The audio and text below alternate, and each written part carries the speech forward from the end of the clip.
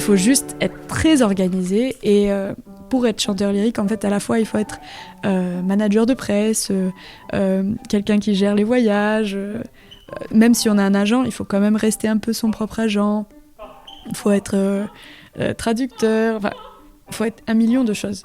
Et si on aime justement faire plein de choses, moi j'aime bien faire plein de choses, donc ça m'arrange.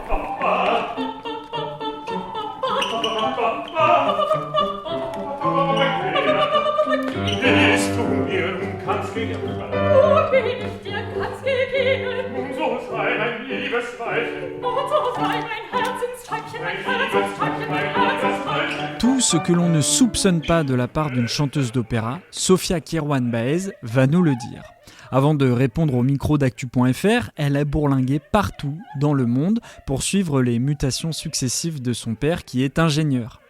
Née au Venezuela, elle atterrit en Azerbaïdjan, puis au Royaume-Uni, avant de s'installer avec sa famille à l'âge de 10 ans en Dordogne. C'est dans le sud-ouest de la France. Amoureuse du piano, elle découvre le chant lyrique au Conservatoire de Périgueux à 16 ans. Et 12 ans plus tard, la voilà propulsée à l'affiche de l'opéra de Mozart dans La Flûte enchantée.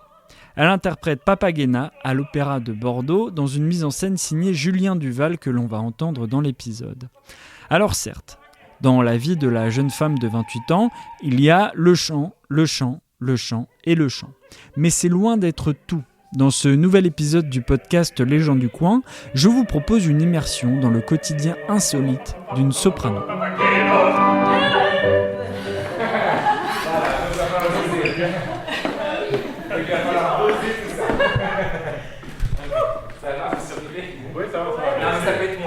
Il faut surtout ménager.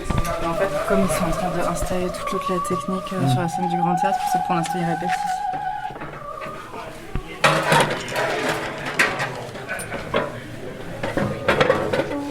Bonjour. Bonjour. Bonjour, Sophia, enchanté. Bon, c'est vous alors Ouais, c'est moi. La star aujourd'hui. Non, pas du tout. La star, là, on est juste avant la répétition, quoi, c'est ça hein. Absolument. Là, on est sur le point de commencer. Donc là, je viens de m'échauffer la voix. Non, donc là, je suis prête pour faire un duo de Papagena et Papageno avec mon très magnifique collègue Thomas Dollier. Donc, et puis il y a un travail tout en amont, j'imagine aussi. Ah oui, des mois et des mois des années d'apprentissage. Donc c'est agréable de pouvoir mettre tout ça en jeu et pour faire un projet aussi beau que celui de la flûte enchantée. Donc à tout de suite du coup.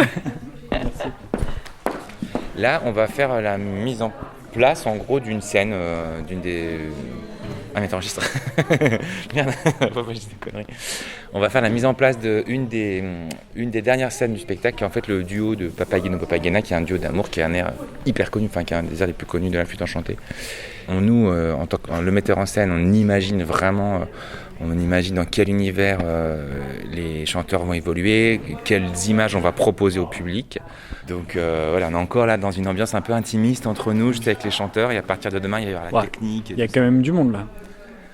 Ouais, mais ça reste intimiste pour de l'opéra. Il n'y a pas l'orchestre, il y a une dizaine de personnes quand même. Ouais, mais c'est pas beaucoup. Pour une équipe d'opéra, là, on est en petit comité. Ouais. J'adore ce rôle parce que t'as 2 dialogues en mode vieille femme et tout. Et là, en plus, tout ce qui est costume, ils ont fait un travail incroyable avec un costume de vieille femme. Enfin, spoiler un peu, désolé. Mais après, elle se transforme et il y a ce duo-là, plein de joie, de feux d'artifice avec Papageno. Et donc, Elsa, la chorégraphe, elle est en train de travailler avec Julien pour justement voir des mouvements possibles. Vraiment, notre corps, c'est notre outil. Donc, il faut bien dormir, il faut vraiment bien s'hydrater. C'est pour ça, à chaque fois, si on rencontre un chanteur, moi, en l'occurrence, on se promène toujours avec une bouteille d'eau. Et c'est vrai que fumer, c'est pas idéal. Je connais pas beaucoup de chanteurs qui fument. Si on mange trop de fromage, machin, ça ajoute un peu de la salive et du coup, c'est plus dur à chanter. Il y a des choses, si on mange trop tard, ça fait du reflux le lendemain pour chanter. Parce qu'en plus, on doit vraiment utiliser tout notre corps pour chanter. Et c'est ça la différence entre peut-être le chant de variété et le chant opéra classique. C'est que pour que la voix porte au-dessus d'un orchestre et dans une grande salle, en fait, on utilise vraiment tous nos muscles. Donc, pour garantir que ça fonctionne de façon fluide, il faut que tout soit bien. Et il y a souvent des stéréotypes sur, par exemple, les musiciens, ils boivent tout le temps, machin, ou genre... mais en tant que chanteur, on peut pas, enfin... Après, voilà, chacun fait ce qu'il veut, mais c'est vraiment... faut être au top de sa forme. Est-ce que tu vis dans cette peur-là d'abîmer ta voix ? C'est un équilibre délicat, parce que plus on est stressé, plus on vit dans cette peur, en fait, plus on se donne de la tension. J'y crois vraiment. Pour moi, il y a 3 piliers pour bien chanter. C'est bien dormir, bien boire de l'eau et puis ne pas être stressé. Au même titre qu'un joueur de foot a son pied droit qui est assuré, toi, ta voix est-elle assurée ? Bon, à partir du moment où une maison d'opéra me payera une énorme prime, ok, je penserai à assurer ma voix, mais malheureusement, c'est pas une réalité financièrement valable de s'assurer la voix.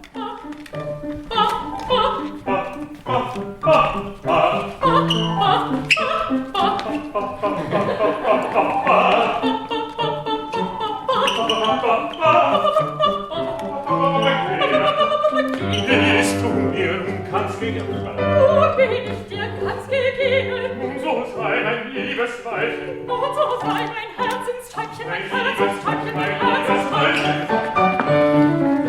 Welche Freude wird das sein? Welche Freude wird das sein? Wenn die Götter uns bedenken. Wenn die Götter uns bedenken. Unsere liebe Kinder schenken. Unsere liebe Kinder schenken. Zu lieben kleinen Kinderlein. Kinderlein.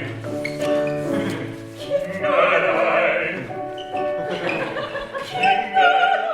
Tu gagnes combien sur un mois ? Ça dépend. Il peut y avoir un mois où je gagne 1200 et un autre mois où je gagne 5000. Enfin, donc vraiment. C'est très en dents de scie. Totalement. Parce que quand on s'engage à un contrat, on s'engage pour plein de paramètres. Donc par exemple, il y a des contrats qui sont peut-être moins bien payés, mais qui ont un rôle qu'on désire apprendre. Et du coup, on le prend et mais on s'engage quand même à ce contrat. Alors qu'il y a par exemple d'autres trucs où, par exemple, on peut enchaîner des concerts qui sont peut-être un peu moins prestigieux ou peut-être plus prestigieux mais moins un challenge, quoi, moins pour le développement professionnel, mais qui font faire plus de l'argent. Donc c'est vraiment... Et voilà, et la plupart des chanteurs lyriques sont en freelance quand même, aujourd'hui, de nos jours. C'était ça ma prochaine question, Ouais. c'est quoi ton statut en fait ? T'es Voilà. intermittente du spectacle ou alors t'as ta boîte ? Alors, l'habitude pour les chanteurs lyriques, c'est d'être intermittent de spectacle. Moi, je suis un peu, parce que je fais pas mal de choses au Royaume-Uni, donc je suis un peu vraiment freelance, quoi. Donc, pas intermittente, rien du tout.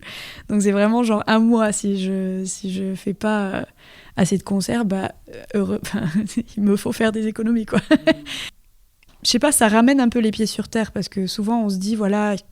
Il y a ce côté pseudo-glamoureux, mais en fait, le glamour et la beauté du truc, c'est vraiment dans l'art lui-même, je trouve. Parce que le contexte, il va changer. Les gens qui viennent, ils vont changer. Les gens qui célèbrent, qui fêtent la chose, ça va changer. Donc, et il faut planifier justement très longtemps à l'avance en tant que chanteur lyrique, souvent 5 ans à l'avance. Moi, c'est 1 an, 2 ans, parce que je commence un peu ma carrière, mais on planifie très longtemps, parce que sinon... Comme tu peux imaginer, pouvoir s'établir avec une vie, je sais pas, acheter une maison, etc., avoir des prêts, enfin, c'est pas possible, quoi. Donc, pour être chanteur lyrique, en fait, à la fois, il faut être manager de presse, quelqu'un qui gère les voyages, même si on a un agent, il faut quand même rester un peu son propre agent, il faut être traducteur, enfin, il faut être 1 million de choses. Et si on aime justement faire plein de choses, moi j'aime bien faire plein de choses, donc ça m'arrange. Tellement. C'est dans quel sens, comment on fait?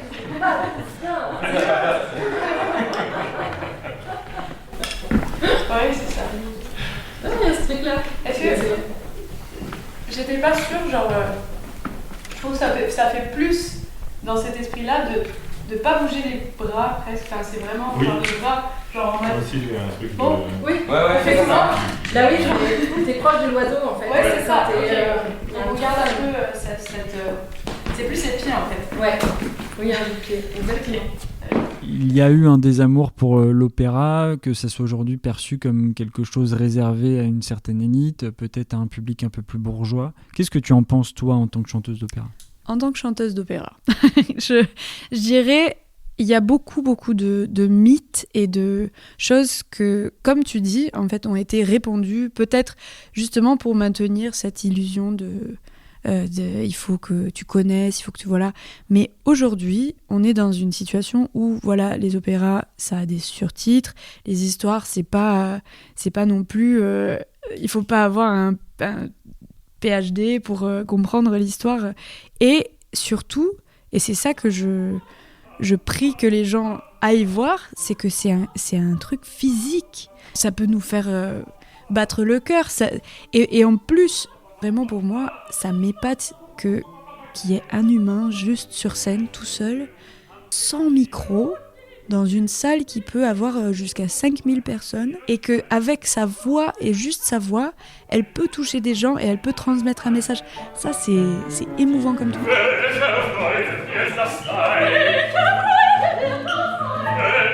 Merci à l'Opéra de Bordeaux, merci aussi à Sophia Kierouan-Baez pour avoir bien voulu témoigner au micro d'actu.fr. Vous venez d'écouter Les gens du coin. C'est une série de podcasts Made in actu.fr dont l'objectif est de raconter la vie des humains qui habitent à côté de chez vous. À la semaine prochaine.